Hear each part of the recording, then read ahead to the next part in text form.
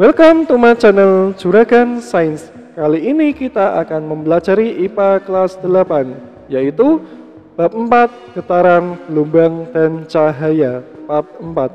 Sebelum kita mulai, silakan sobat-sobat bisa like, komen, dan subscribe di channel Juragan Science. Sinar-sinar istimewa pada cermin cembung.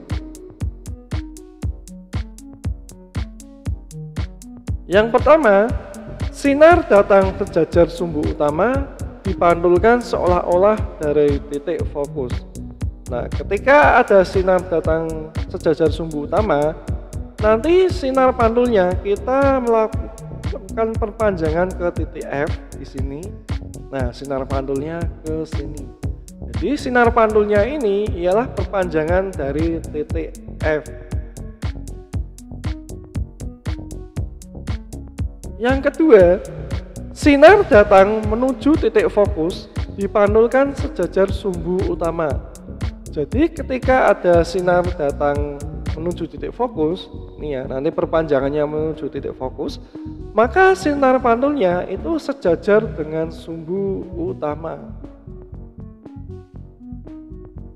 Yang ketiga, sinar datang menuju titik pusat kelengkungan cermin seolah-olah dipantulkan berasal dari titik pusat kelengkungan tersebut. Jadi ketika ada sinar datang dan perpanjangannya menuju titik M, maka titik pantulnya juga perpanjangan dari titik M. Nah, jadi sinar datang dan sinar pantul itu sejajar, itu satu garis ya.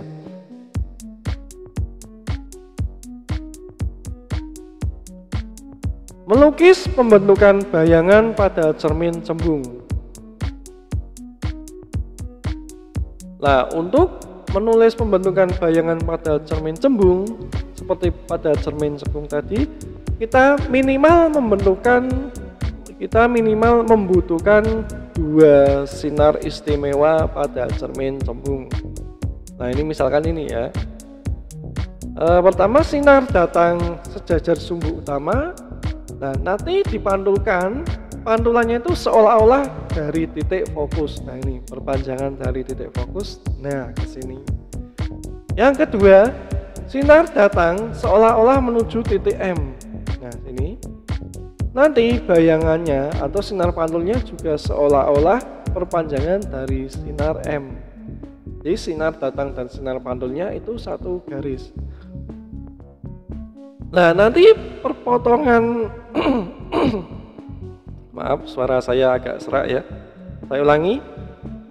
Nanti perpanjangan sinar pantulnya ialah tempat di mana terbentuknya bayangan. Nah, perpotongannya di sini, jadi bayangannya di belakang cermin. Nah, titik fokus cermin cembung itu selalu ada di belakang cermin.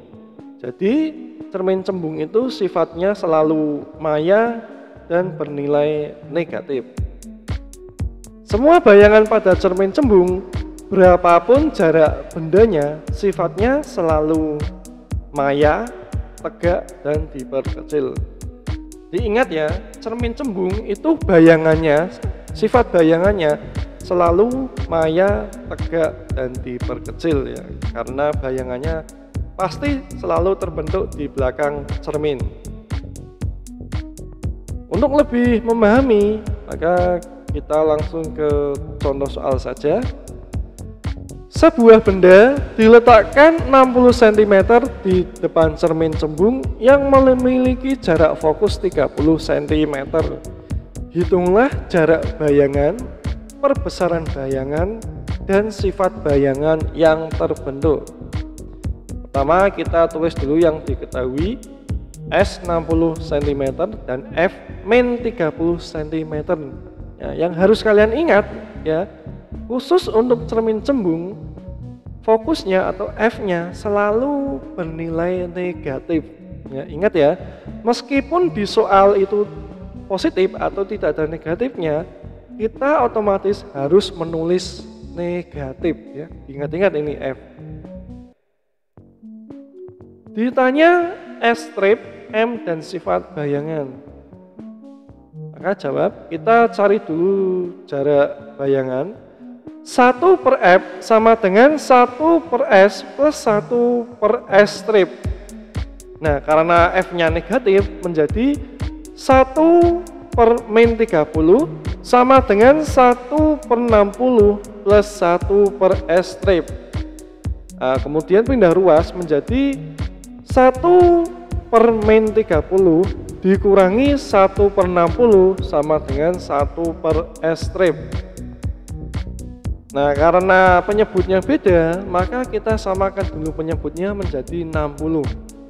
Jadi 1 per S strip sama dengan min 2 kurangi 1 per 60. 1 per S strip sama dengan min 3 per 60. Nah, S strip kemudian dibalik ya. S strip sama dengan 60 per 3. S stripnya sama dengan min 20 cm. Loh lah, kok jarak bayangannya negatif? Ya, ketika jarak bayangan nilainya negatif, itu menandakan bahwa bayangannya terletak di belakang cermin ya. Jadi ingat, tidak usah panik ketika kok S strip atau jarak bayangannya bernilai negatif, itu tidak apa-apa, itu benar. Negatif di situ menunjukkan bahwa bayangannya terletak di belakang cermin. Jadi min 20 cm itu menandakan bahwa jarak bayangannya terletak di belakang cermin sebesar 20 cm. Nah, diingat ya. Kemudian perbesaran bayangannya, M sama dengan S strip per S. M sama dengan min 20 per 60. Nah, di sini ada tanda mutlak, nilai mutlak. Nilai mutlak ini nilai mutlak ini menandakan ketika ada nilai yang bernilai negatif seperti ini, maka dimutlakan atau diubah jadi positif. Jadi berubah menjadi M sama dengan 20 per 60, maka M-nya sama dengan 1/3. Jadi perbesaran bayangannya adalah 1/3 kali dari tinggi benda aslinya. Bayangannya 1/3 kali. Kemudian sifat bayangan. Nah, sifat untuk menentukan sifat bayangan itu kita bisa menggambarnya terlebih dahulu. Nah, tadi titik fokusnya itu 30 cm dan bendanya terletak di 60 cm atau di titik M ya. Untuk menentukan sifat bayangannya, kita perlu menggambar sinar istimewanya minimal 2 sinar istimewa. Yang pertama, sinar datang sejajar sumbu utama, maka titik pantulnya seolah-olah berasal dari berasal dari titik fokus, perpanjangan dari titik fokus ini ya.